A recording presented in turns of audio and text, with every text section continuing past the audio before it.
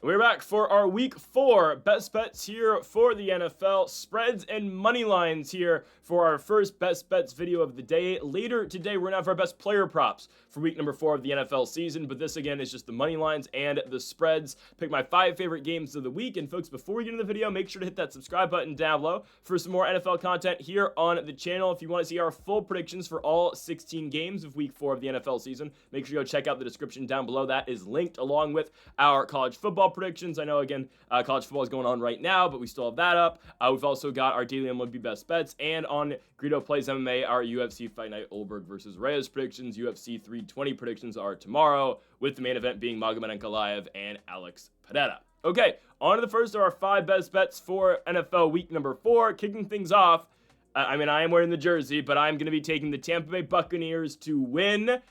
Better yet, though, cover 3.5 points at home against the Philadelphia Eagles. Why take the money line when we can just get 3.5 points? I know odds are better for the money line. I don't care. I'm going to take the field goal allowance here, okay?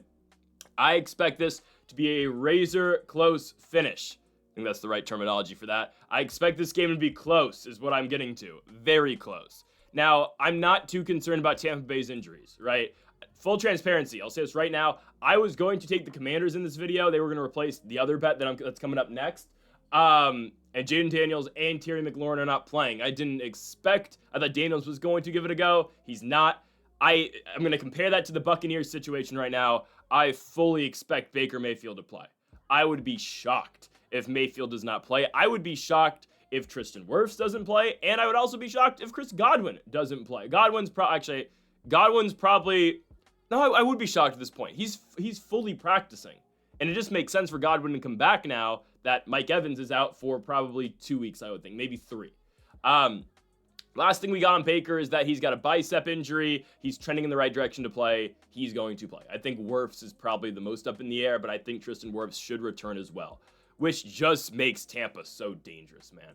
I mean, I've been on record in saying, like, this is one of the best offenses in football. Like, when they are on, I don't know if there's a better passing offense than this team. They have a very good 1-2 punch in the run game. Obviously, it's not the best 1-2 punch in the league. I mean, obviously, that's in Detroit. But Bucky Irving and Rachaad White, you've got a loaded receiving core. I mean, Sterling Shepard, I know he's not the guy you're thinking of right now, but Sterling Shepard has played tremendously this season for the Buccaneers. Emeka Egbuka looks like the best rookie receiver. He is an absolute monster. Mike Evans is out. Okay. In comes Chris Godwin. I get it. Godwin doesn't do what Evans does, but Emeka Egbuka can do what Mike Evans does. So you put Emeka now on the outside, and you put Godwin in the slot. Pretty dangerous. Don't forget, Chris Godwin was having a monster 2024. He was having the best year of his career prior to that injury on Monday Night Football against the Baltimore Ravens, in a game that was already over, by the way. Thanks, Todd Bowles. It's okay. Sorry, I had him in fantasy last year. Hadn't have him in fantasy this year. I'm taking the Bucs, though, to cover 3.5 points against Philadelphia. Philadelphia is not that good, in my opinion. They're good. They're not, I don't think, on Tampa's level. Also, what happens when Tampa stuffs the tush push? What happens when Philly can't run the ball up the middle? There's a reason the Buccaneers signed Des Watson this week. They signed a 400-pound, 300-plus pound, he might be 400-pound nose tackle. You put him, Vita Vea up the middle. Good luck. Yep. Good luck running the ball against this team. Good luck running the tush push against this team. There is one team that has consistently owned the Philadelphia Phillies over the course of the last 5 seasons. It is the Tampa Bay Buccaneers. The Eagles have won once against the Buccaneers since the minute Tom Brady signed here. And obviously Brady turns into Mayfield, but Phillies beaten Tampa once. It was Mayfield's 3rd ever start as a Buccaneer, 3rd or 4th ever start as a Buccaneer. What happened later in the season, they play in the playoffs, and Tampa eliminates Philly at Raymond James. Tampa just always plays well against the Eagles. And this is just Todd. This is a Todd Bowles type game. I give Todd Bowles a lot of crap. I'm not a fan of Todd Bowles as a head coach. I think he's a phenomenal defensive I can't say he's a phenomenal defensive coordinator. He's a good defensive coordinator, and he's very in tune with his own philosophy, right? I'm setting pressure every single play, especially on 3rd downs. I'm going to leave my corners manned up, and we're going to take chances. Sometimes those chances come back to bite you in the ass. Tom Brady should have won 8 Super Bowls. Thank you for losing to the Rams his second to last season. Thanks, Todd Bowles. Oh, yeah, let's leave Winfield one-on-one with Cooper Kupp deep in the field. Yeah, it's fine. No, yeah, give Cooper Kupp the guy who had the greatest receiving year ever. Leave him one-on-one with the game on the line. Thanks, man.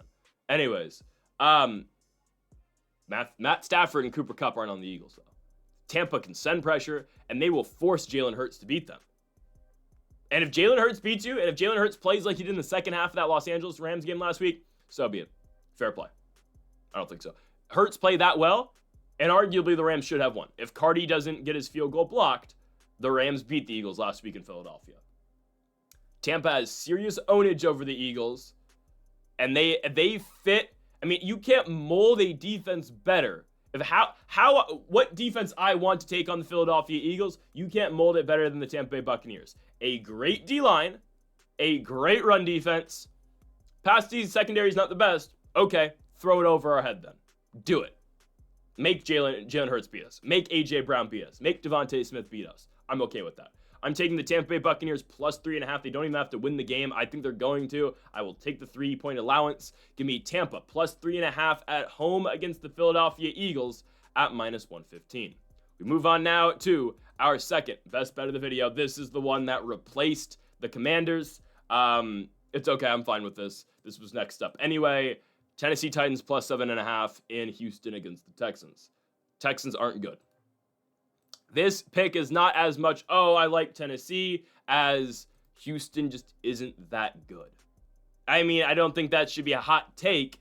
The Texans have been horrible in 2025, and that was put on full display last week. Part of our best bets last week, and it was questioned some, was taking the Jacksonville Jaguars to go out and beat the Texans. It was in Jacksonville. It was at Everbank Stadium. I loved the play, and we won on it. Right? Jacksonville went out there and got the job done. They win by 7 points. Now, was that game a little too close for comfort at times? It was, but I mean, that's kind of what we expected out of a Jaguars-Texans game. Now, the Jags are 2-1, and Houston's now 0-3. Can the Texans win this game? And will they win this game? Probably. I'd be surprised if they didn't. There is a chance, though, they lose it, though. Team's just not that good. They're not. This Houston team with Stroud, again, I don't think it's entirely Stroud's fault, but I don't think CJ Stroud is who people thought he was. I think he's a good NFL quarterback. I don't think he's a great NFL quarterback, and I don't think he's a guy who can 100% take you over the top. But the O-line's horrible. They have no weapons. Your 1-2 punch at running back right now is the rookie at a USC, Woody Marks, who's a 4th-round pick, and Nick Chubb, obviously, until Mixon comes back.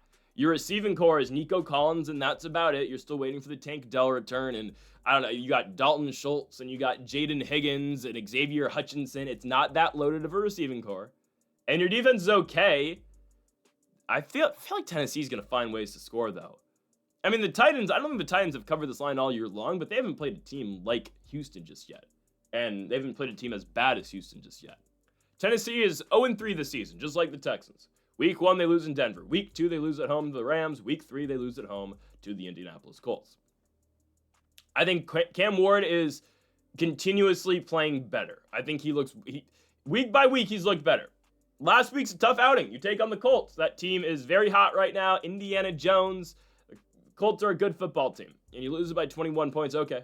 Cam Ward is looking better. I think the biggest problem that Ward has isn't with himself. It's just with his receiving core. He's throwing the ball to the rookie out of Stanford, Alec Eomenor. He's throwing it to Calvin Ridley, who's washed. Chigakonkwo. Tyler Lockett's got 6 catches this season. It's brutal. Tony Pollard can kind of run it.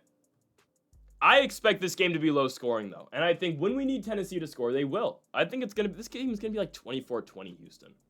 I don't think they can get away from Tennessee by that much. And I do believe the Titans are going to be able to score in spots in this game. It's as simple as that. Guys, Houston hasn't scored more than 20 points this season.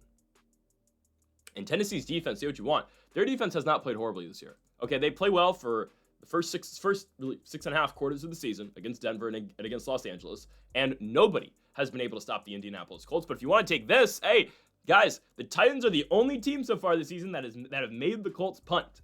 Okay, the Colts have punted against nobody this season, except for the Tennessee Titans. So you got to give the Titans defense some credit.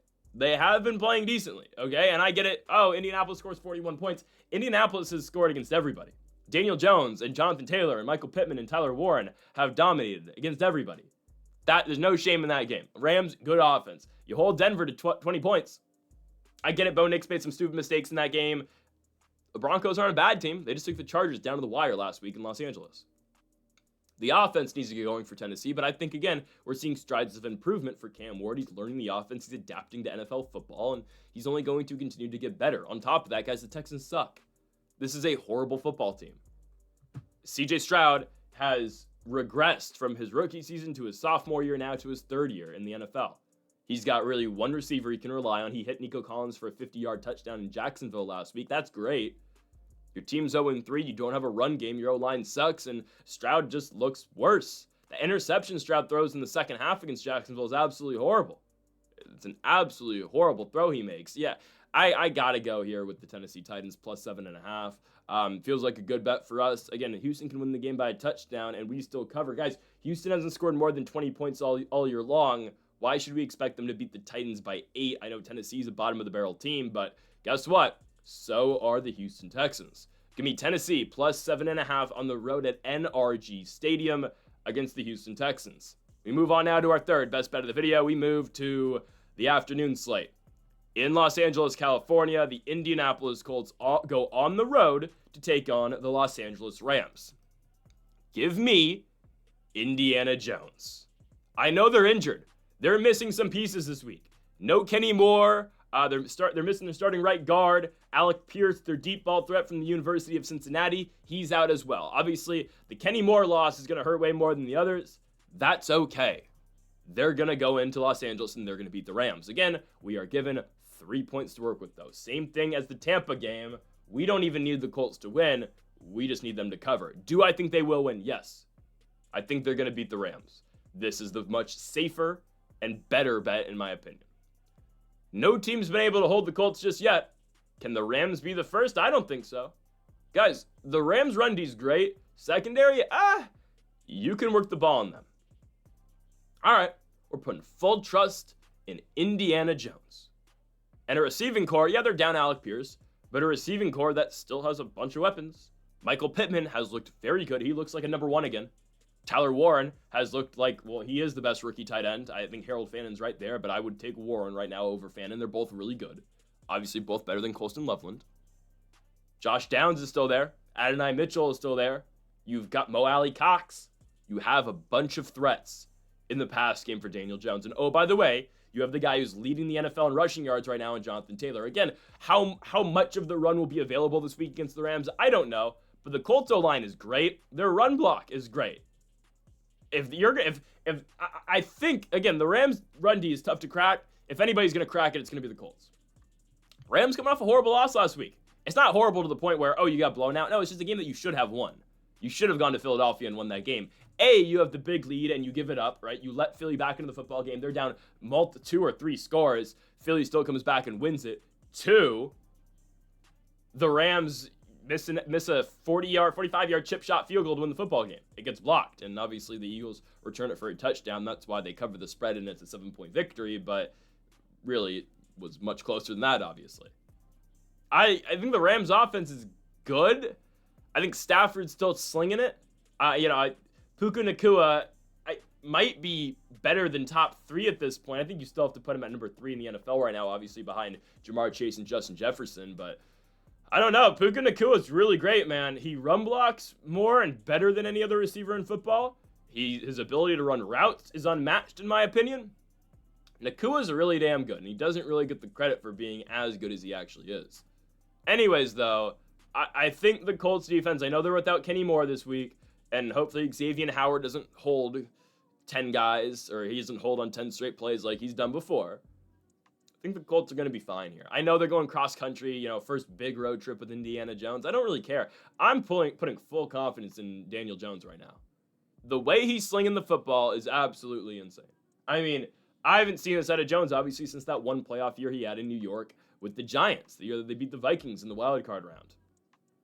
It is a newfound confidence within Daniel Jones, new situation, new receiving core. And we've always thought this with the Colts too, not to go too deep into this, into this thing again, but they've always had the weapons. They've always had the O-line. You have Pittman. You have now Tyler Warren. You've got Jonathan Taylor. It's a matter of time before they figured it out, and Daniel Jones was just the missing piece. Colts are 3-0. Rams are 2-1. The way I see this football game, I think the Colts are going to be able to move the ball through the air. I know the Rams played a defensive game in week 1 against the Houston Texans. The Houston Texans suck. And they beat the Titans 33-19. Guys, Cam Ward had his moments in that game. The Titans had their moments at home in Nashville against the Rams. And I'm telling you, that loss last week for the Rams against Philly, in Philly, is so demoralizing. You shut Saquon Barkley down to 40 yards. You completely stifle what the Eagles want to do. We want to get 3 yards of carry. We want to push it on 4th down. You completely shut them down. You shut down their run game. You were up 26-7 in the 3rd quarter. And the Eagles go out there and score 26 consecutive points to win the football game. It was really 20, but I mean, technically the block kick for a touchdown, the Jordan Davis play. You let them score essentially the 26 points straight unanswered. And on top of that, to make matters worse, for as bad as it was, you blew that 26-7 lead, you had the game-winning field goal as a chipper, and it just got blocked. I mean, it was right there for you. Twice. You blew the lead, and you blew the game-winning kick. I'm going with the Colts. That's a demoralizing type of loss. Stafford's only getting older. He's still doing all right. I got to go with the Colts here on the road. This is a team playing with confidence. This is the hottest team in football. They're 3-0. I'm going with the Indianapolis Colts to beat the Los Angeles Rams. But again, the best bet for this individual game is plus 3.5 for the Colts. We go on to our 4th best bet of the video. We go to potentially the game of the week. It's the 2 biggest name quarterbacks of the week, obviously, going up against each other. Let's go to Kansas City, Missouri, Arrowhead Stadium for the Kansas City Chiefs and the Baltimore Ravens. Guys, the Chiefs' run is over. Tried saying at the beginning of the season, and this isn't like when analysts and people said every single season, oh, the Patriots dynasty is over. Oh, there were dudes in 2014 saying the Patriots dynasty was over, and they went on to win 3 more Super Bowls. This is it for the Chiefs, at least in this era of Chiefs football, the Travis Kelce era. Am I saying that the Mahomes-led Chiefs will never reach the Super Bowl ever again? I think they probably will at some point. Maybe. I don't know. It's hard to win in this league. And it just goes to show how great Mahomes really has been and how great his run has been. It's over, though. Look at the Los Angeles Chargers. I know the Broncos are 1-2, but they have the same record as the Chiefs. Hell, the Raiders have the same record as the Chiefs. The Chiefs are going to go to 1-3. And then they're going to go to Jacksonville and have trouble. And they're going to lose on Sunday Night Football to the Lions right after. There's a legitimate chance this team starts 1-5. I'll give you a little bit of leeway. Maybe they beat the Jags. They go to 2-4. Oh, man. They are not who they used to be. Their offense is horrible. It's horrible. And you can blame that on, Rashee Rice. Well, Rashee Rice did it to himself. Don't drive drunk. Xavier Worthy's out. You can say that too. I don't even know if Worthy and Rice really make this up for the Chiefs, though. Because last year, they could get by with a horrible offense. They weren't really throwing the ball that well in the regular season, but they could get by because their run game was kind of decent with Pacheco and Kareem Hunt. Ooh, their run game's bad this year. It's not good. And in past years, last 2 years, right, Chiefs offense has not looked great until the postseason, but their defense has gotten them by early in the year, just throughout the regular season. Can't say that anymore. Defense isn't that good. It's good. It's not great. I know you shut Philly down to 20 and you shut the Giants down to 9 points. I don't care with Russ and his moonball. I don't care. Okay. They're going to have problems with Lamar Jackson. They're going to have problems with the Baltimore Ravens. Guys, it's not the postseason. It's not the postseason. We don't got to worry about if Lamar is going to show up or not. Okay. In the playoffs, love the guy. Can't bet on Lamar Jackson in the playoffs. You can bet on him in the regular season, though. The Ravens are 1-2 as well, but I'm not too concerned about them. They just lost to the 2 teams I think are going to play in the Super Bowl, the Buffalo Bills and the Detroit Lions. And they lost competitive games to both Detroit and Baltimore. Derrick Henry's fumbling issues are a problem. He's fumbled 3 times in 3 games. That's weird, and it's very unlike Derrick Henry, but I have to assume he's going to, hold on to the football a little bit better now. And Lamar Jackson's still playing really well. It's just he got sacked a million times last game. Partially is that Lamar just holding on to the football too much? It is. Is his O-line playing all that great? Not entirely, but I would say a big part of that is, Lamar is just holding onto the ball way too long. I assume that will be fixed. And I just think the Chiefs are going to have a lot of trouble dealing with this Baltimore offense. I mean, if the Chiefs struggled against the Eagles, they struggled against the Chargers. Those are two really good offenses too. You're probably going to struggle with Baltimore as well. And I don't think the Chiefs' offense will be able to keep up. Baltimore's defense, they're not great. They're good in spots, though. Here's the thing. For three quarters, they shut down Josh Allen. They really never had success against the Lions. I'm okay with that, though, guys. The Detroit Lions, you may not want to hear it. The Detroit Lions have the best offense in football. They do. They played They played pretty poorly week one because, unfortunately, we ran into our first game without Ben Johnson and Aaron Glenn, in all fairness. That's fine. They've won the next two games and looked great at it. And they're probably going to blow out the Browns this week, too. But I don't want to bet on that because I don't know. The Browns are weird, okay? I don't know. I think the Lions blow them out, but who knows? But Joe Flacco and the Browns defense has in store. However, the Ravens should beat the Chiefs here. The main thing that this comes down to for me is that I don't think the Chiefs are going to be able to move the ball. I watch that offense, and it's horrible. You don't do anything in the red zone. You don't have the weapons, sure, and again, that's where you can say with this, Chiefs team, they're going to be better when Rashid comes back. They're going to be better with Worthy when he comes back. Maybe, sure. But right now, that's not a problem. We don't have to worry about that. I mean, credit to Tyquan Thornton. Again, I don't know where that was in New England, but Tyquan Thornton looked great on Sunday Night Football against the Giants. Same time, though, Tyquan Thornton's your number one receiver. You're throwing the ball to Tyquan Thornton, Juju, who's old, and Hollywood Brown, who's just not the player he used to be with all the injuries. And then Travis Kelce, who, let's face it, is washed. One of the greatest tight ends ever. You can make the case he's 2 or 3, depending on where you put Gonzalez. I don't think he's better than Tony Gonzalez, but some people may say that. I don't know. He's definitely not better than Gronk. But he's just not what he used to be. He's just getting older.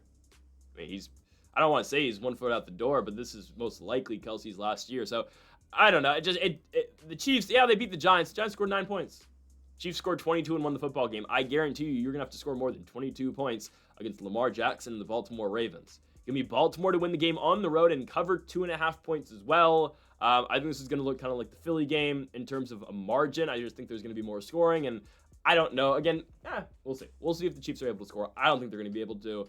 Baltimore's defense is better than you think it is. They just ran into the Bills and the Lions, who are elite offenses. Who's not elite this season? Yes, Mahomes and the Chiefs. So give me the Ravens to win the game on the road at Arrowhead, -2.5. We move on to our final best bet of the video. Let's go to Monday Night Football. There's 2 games. We're going to the Toilet Bowl. All right. Okay. We're not doing the Broncos game, even though I think the Broncos should blow out.